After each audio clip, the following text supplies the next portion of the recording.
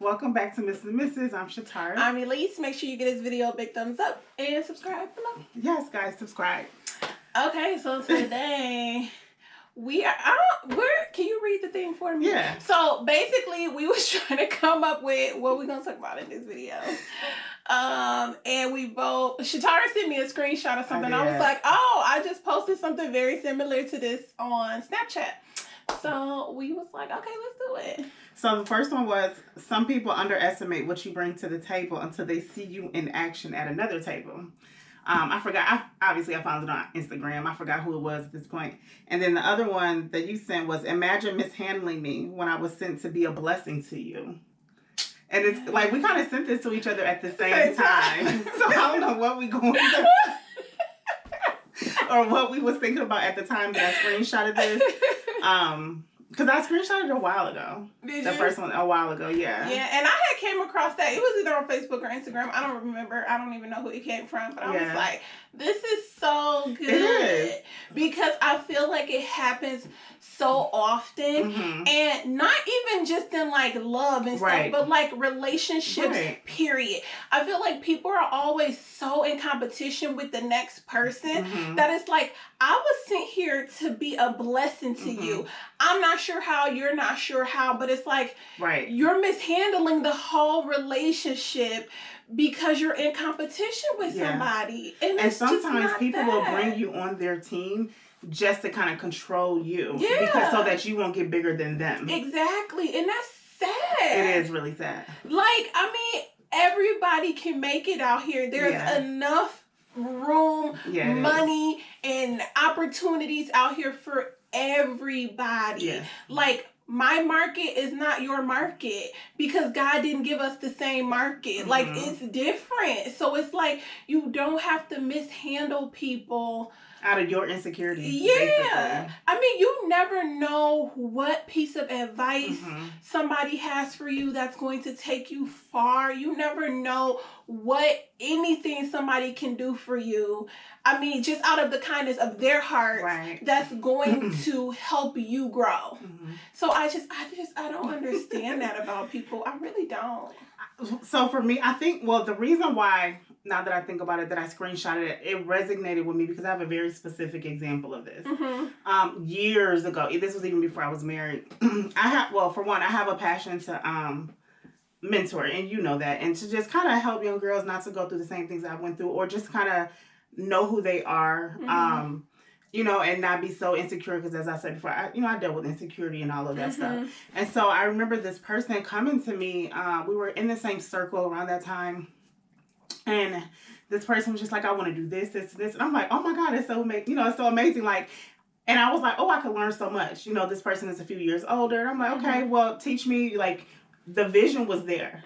The vision was there, and I was ready to run with this person, just like to the point we were looking at office buildings, to the point where the vision had got so big, you know, we were thinking about how can we start it up in different states, you know, in different cities and stuff. So, you know, so this person brought me on, and it was just us two.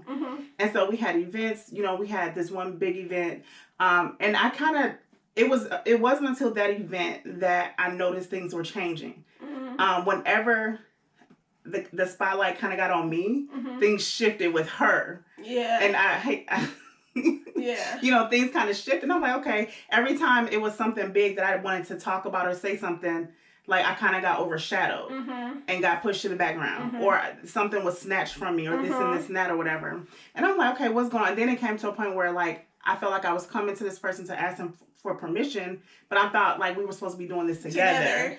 And it was just like, okay, wait. And I just noticed like little things just start happening. Then after this one major event, I just felt like this person just switched up completely. Yeah. There was no longer need for what we were doing before.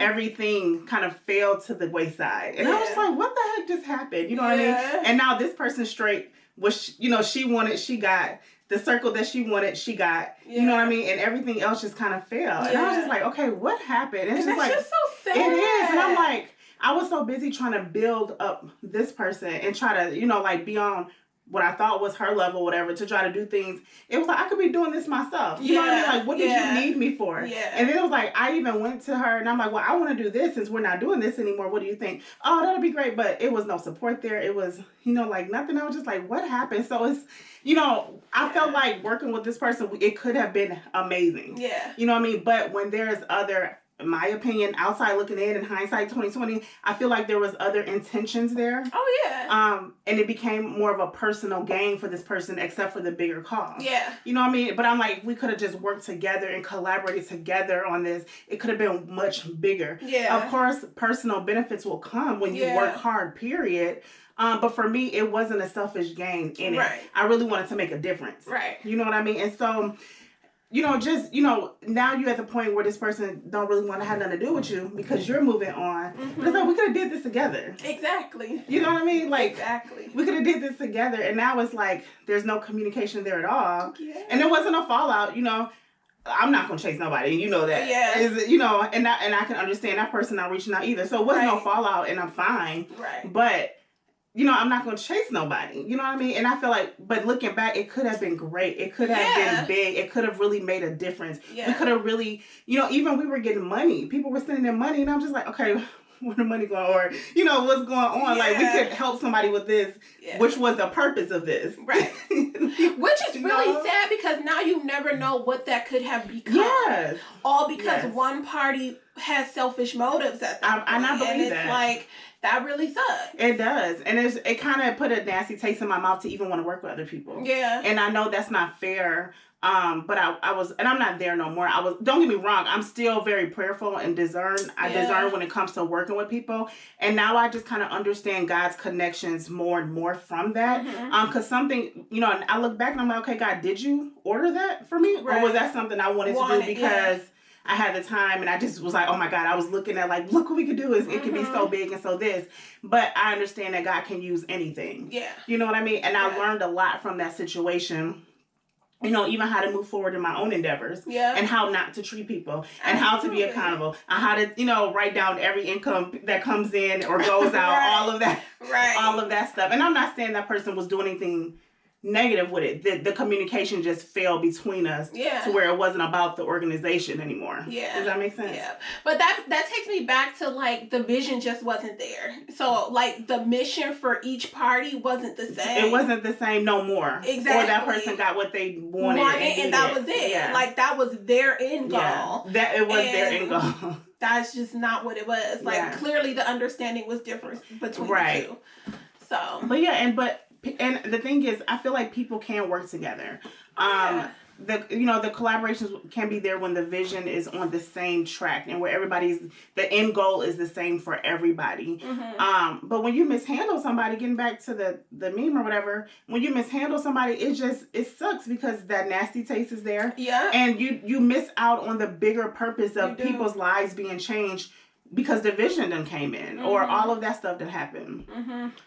But it's just, that goes with anything in life. Like, you just can't mishandle situations with people. Right. Even in your work life, you can't mishandle that.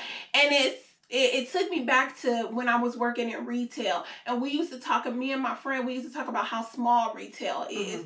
And people, we were in management at this point. People under us just did not understand that. And so then it came to a point where we remember somebody was leaving one company, going to another company. And our district manager at that first company had left, went to this new company, and was now in charge of that employment at that company. So I was like, now you see how small retail is. Like, retail is small. So it was like, you mishandled a situation over here where now you got issues over here because of how you handled something here. You just can't mishandle people. Like, it's just not going to prosper way you want it to. Especially when people have, intentions. When they may be saying one thing to you about, it's this and that, and I can't wait to work together, but you have your ulterior motives, and that's where the issues come in. Absolutely. And then people try to, step on somebody else to get ahead. Like, no, like, it's gonna crumble when you do that anyway. Yeah.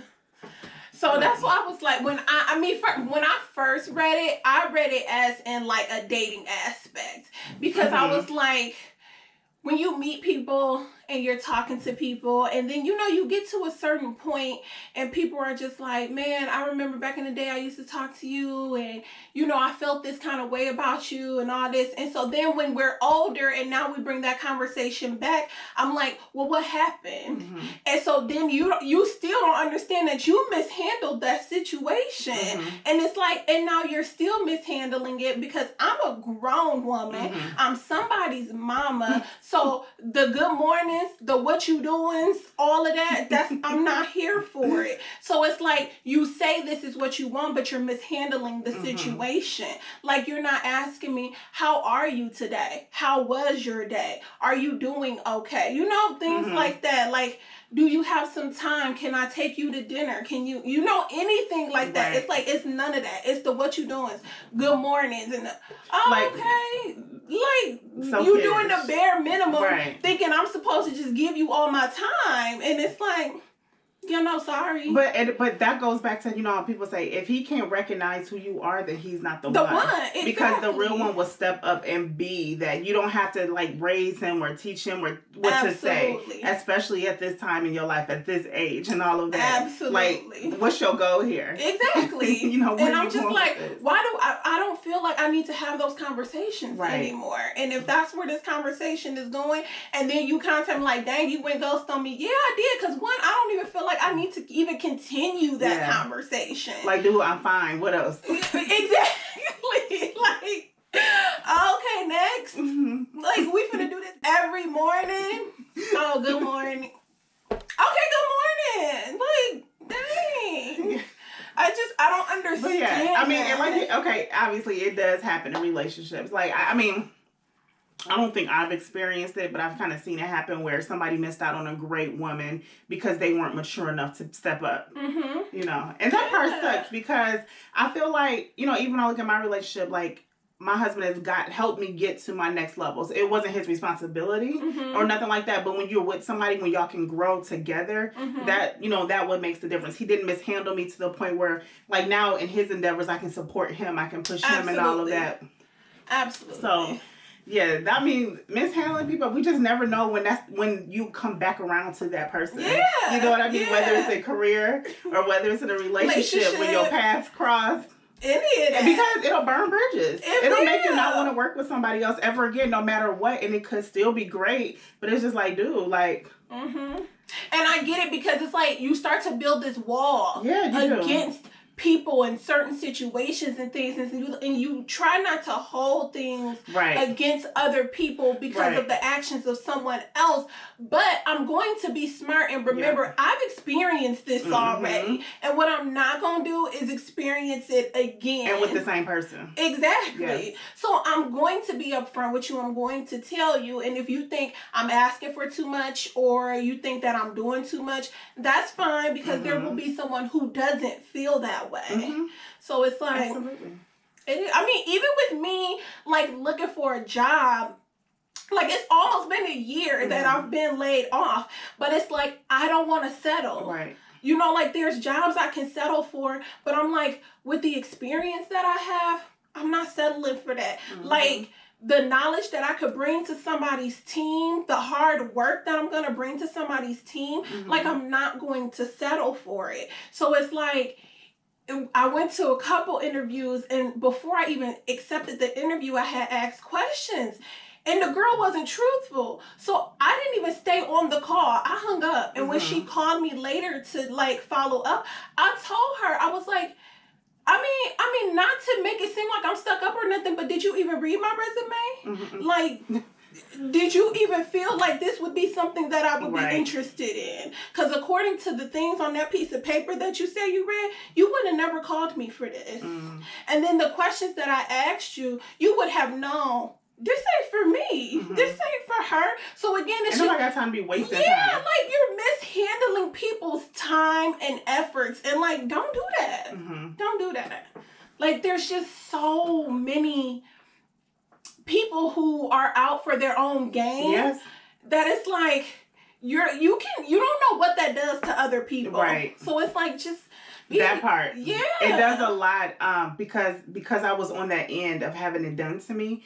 It took a hit at my my confidence. Your confidence, your mental, all of that. It does. And it makes you feel like you're not good enough, or that you're the problem, or that you can't, like, okay, well, maybe I just need a little bit more time to kind of give. I'm not saying that we can't always grow and all that stuff in the meantime, but it just took a real hit on my confidence. Yeah. And it took me to the point, like, where I'm like, okay, God, now I need to know before I do anything, is this you or is this not? Should I move forward or should I not? And then it got to a point where I was so, like, felt like I was using the excuse, okay, I'm waiting on God, that I was about to miss out on other opportunities.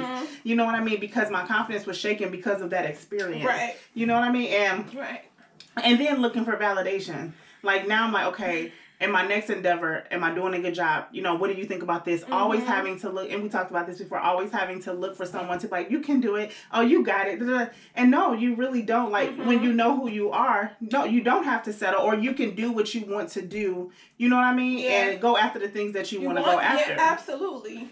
Absolutely. And I think that's another thing when you deal with stuff like that. It takes a toll on your emotions, your mental stability, the things that you know that you're capable of. Now you're second guessing yourself, your work, and everything. Yeah. And it just, it makes you not want, sorry. Yeah, no, go ahead. I was going to say, it just makes you feel bad about things. And it just makes you not want to work with people. And there's that stigma that Black women can't work together anyway. And I get it. I get the stigma. I don't like it. But because of what I've experienced, I understand it. And it did make me want to feel like that. And so then, even going from there, when it was my time to do what I wanted to do, there was 2 other women that did not know each other that I had in mind to work with at that time.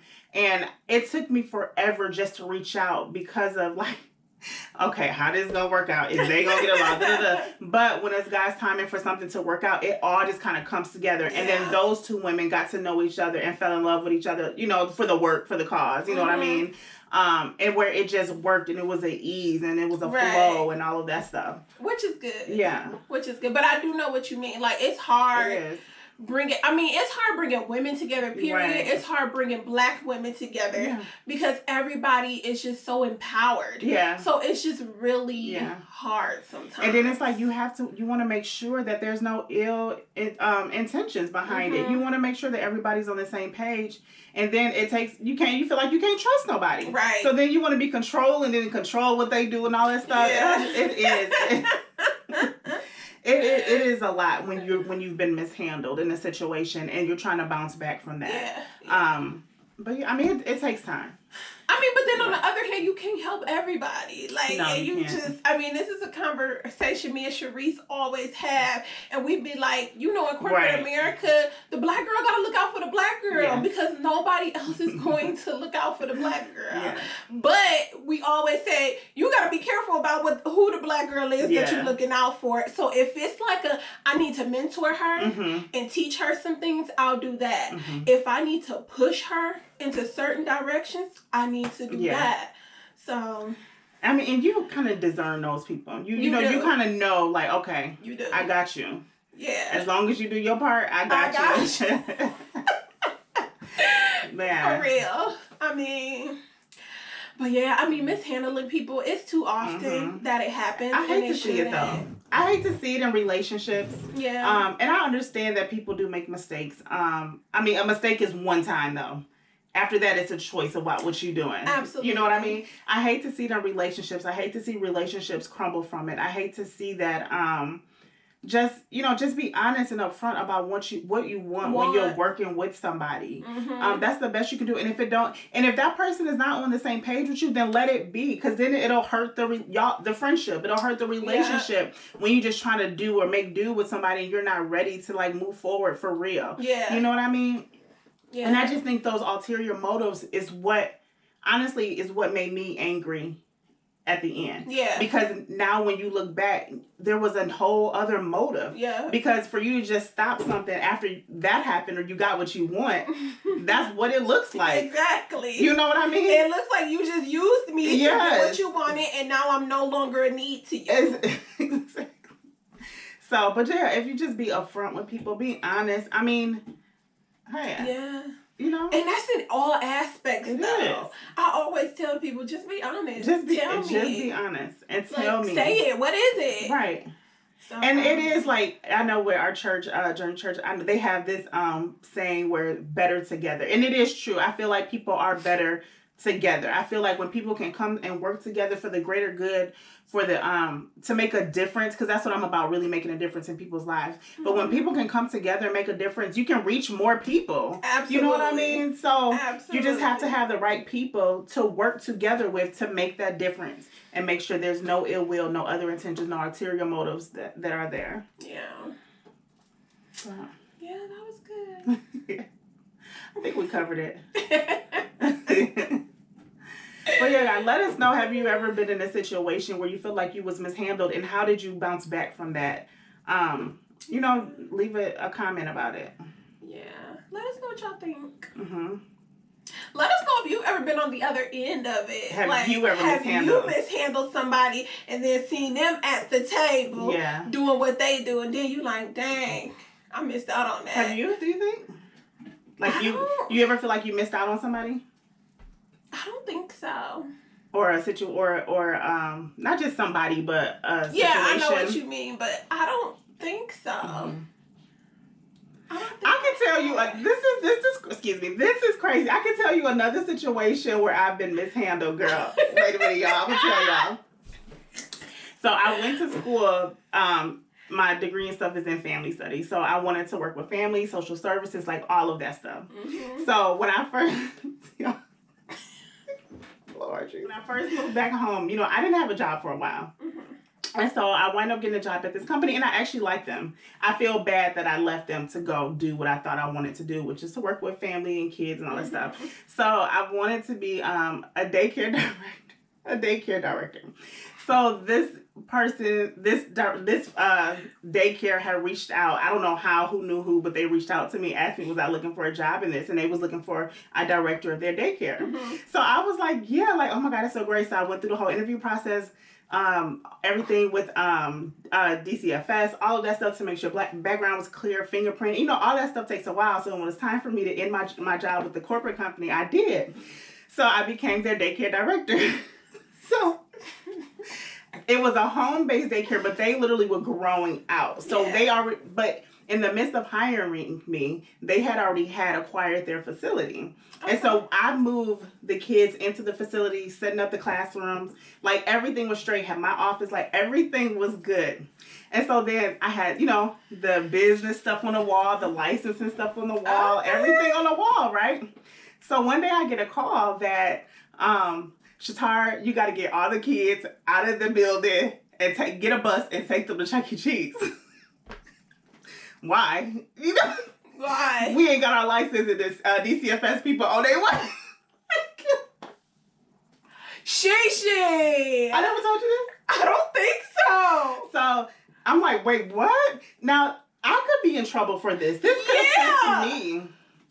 And so I'm getting buses, I'm getting students. Mind you, I have to take everything because they were still going through. So I guess whatever license they had, it wasn't the formal one or whatever. I don't know. And to get into logistics of that. But they were waiting for something else to be cleared before kids could actually be in the building. So one more thing had to be cleared. And so I had to get the buses, got the kids. Mind you, I have to call parents. I'm calling parents on our way to Chuck E. Cheese. Calling them, be like, meet us here. We had to do impromptu field trip, all that stuff, whatever. So afterwards, they was like, oh, it's going to be okay, girl. We can just go back to the house. No, we can't just go back to the house. And they started being really mean to me after that. And I had started getting sick. I started getting really sick from just going to work with them every day until I could find something else. And my mom's like, you just got to move on. Like, let it go. And I'm like, I'm about to get married. I need a job. Yeah. And so Lord, they decided they weren't going to pay me. All of that stuff, girl. Like, all of that stuff. Your fault. Yes. So Alonzo, fiance at the time, he was like, I'm like, you know what? Just let it go, whatever. I didn't even care because I didn't want to mentally deal with them anymore. I think I vaguely remember this story. Next thing you know, the woman, the owner called and was like, meet me at McDonald's. Yes, I remember that. And so she had a nice check for me for everything. And then I didn't know Alonzo had called. Next thing you know, I remember when she gave me the check, she's like, here. She was like, you ain't have to call the people. Your husband calling me talking about he gonna call DCFS. And I was just like, what? Alonzo had took care of that whole situation and threatened him. But now it's like, and I can see them now. Oh, girl, she's like, we sure could use you now. But they ain't back in another building. They still at home. Oh, no. And it just went downhill from there. No. Like, you cannot mistreat people and think you're going to be blessed. No. You know what I mean? Yeah. And that's the bottom line. That's exactly why this is not prospering the way y'all want it to. And it's been over 10 years at this point, and they still back in the house. Yeah. And, I mean, they're not even looking for a building no more just because the kids and before COVID, the kids' numbers and stuff went there. But you can't just mistreat people for no reason. Mm-mm. And, you know what I mean? And think you're going to be blessed. Because you're not. Because you're not. And that's the bottom line. Happening. You can't, and I can't stand when people try to get over. So they really was, and some fights, not to be all spiritual, like you really don't even have to fight your battles because God really will take care of it. Absolutely. Sometimes we just need to take our hands off stuff. Like, I'm done fighting. I'm not going to fight with you. I'm not going to go back and forth. It don't even matter how you do it because now you don't have to deal with me. You got to deal with my God. Yeah. And that's exactly how that was handled. Yeah. And she, paid me way more than I thought I was going to get. Well. And not to say that, I mean, I ain't going to say like Alonzo was God in that situation because he threatened him, but I didn't know nothing about it. Yeah. I let it go and literally had peace at letting it go. Yeah. You know what I mean? But you can't mistreat people and think you're going to be blessed. You can't mistreat people and think your business is going to blow up. It may be blowing up for a little while, but it's not going to stay there. No. Because what's done in the dark really does come to light. Absolutely. I done got mad a little bit. But it does. But no, I don't think I've ever mishandled anybody. I don't know. No. And if I have, I'm a very person who owns up to the things that they've done wrong. Yeah. So I've apologized for it, or I've let them know, you know what, that was wrong. I treated you poorly. I shouldn't have said those things, or I shouldn't have treated you the way I did, and I apologize. So I'm one of those people who definitely go back because then I do not feel good when I know I've treated people bad or poorly. It weighs really, really heavy on me. And I will physically get sick knowing I treated somebody bad. So I always I'm one of those people who have to have conversations anyway. So it's and if that person's not ready to talk to me, I do well, let me know when you're ready to talk or whatever. But in the meantime, know that I'm sorry for how I treated you. Right. But I think that's different because we're obviously not, we're human and we're going to have disagreements with folks.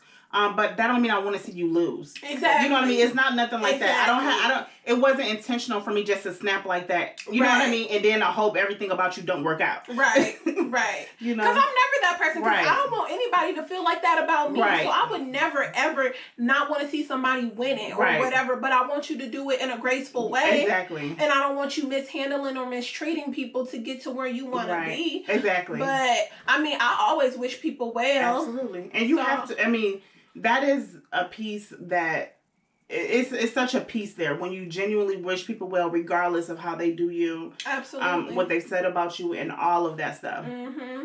I don't even care. No. At this point, back then going through those things, like we said, it took a hit at you, your confidence and stuff like that. But now, thank you because it got me where I am today, and I'm not talking about doing a show or. It got mentally, it grew me up. You know what I mean? To not even care. Yeah. The freedom from that is what I thank you for. Yeah, and it's definitely about knowing who you are and thanking God for things because it's even like I said, I've been looking for a job. It was one position that I just knew was mine, y'all. I knew this was my position, and I still believe that was supposed to be mine, but I also believe God has something better and greater for me, and that He didn't put me in that position for a reason. And so while I was sad about it that day, and the next day, I was like, okay, I'm over this. It's okay. Clearly that wasn't it didn't happen for a reason. I'm not sure what the reason is yet, but there's something greater. Yeah. And coming. When I say this a lot, what's for you won't miss you. Yeah. And I say that a lot. I really believe that. Right. I don't care what it looks like. I really believe what is for you will not miss you. Whether it's a spouse, a job, whatever it could be. Yeah. What is really for you won't miss you. Especially when you trust in God. Absolutely. You know what I mean? And I understand we're going to have those first reactions of feeling down. Yeah. Sometimes depressed. You know, all of that stuff. You know, disappointed. You know. But like you said, you dust yourself off and be like, you know, what's for me really is for me. And it won't miss me no matter who is in whatever position. Right. Or whoever we think we know. Right. You know? So, But yeah. This kind of went off. It did. But you know, it was a good conversation. You know, it just let me know how much I've grown from different experiences. Absolutely. And even with those people, I still wish them well. You know what I mean? Yeah. I can see them right now and be like, oh my God, you're beautiful and all of this stuff. And I actually mean it. You know what I mean? And yeah, that was 10 years ago. But it's just what I thought about when we was looking at the topic. Yeah. So, but yeah, guys. So let us know in the comments if you guys have any stories to share. Also on our Instagram and Facebook page, I posted topics of conversation. So let us know in the comments if you have any topics you want us to talk about or cover or anything you're going through or experiencing and you want to know like other thoughts or points of views. Let us know. And it don't have to be like serious conversations, but sorry guys, thank you. They can be fun things. Cause bless you. Excuse me, thank you. I already talked her into one challenge, y'all. So. Oh God. It's coming. We doing that next, right? Yeah. Oh gosh. So make sure y'all stay tuned. Make sure y'all share this channel with your friends and family. We appreciate it. Yes. We love you guys. Thank you. Bye.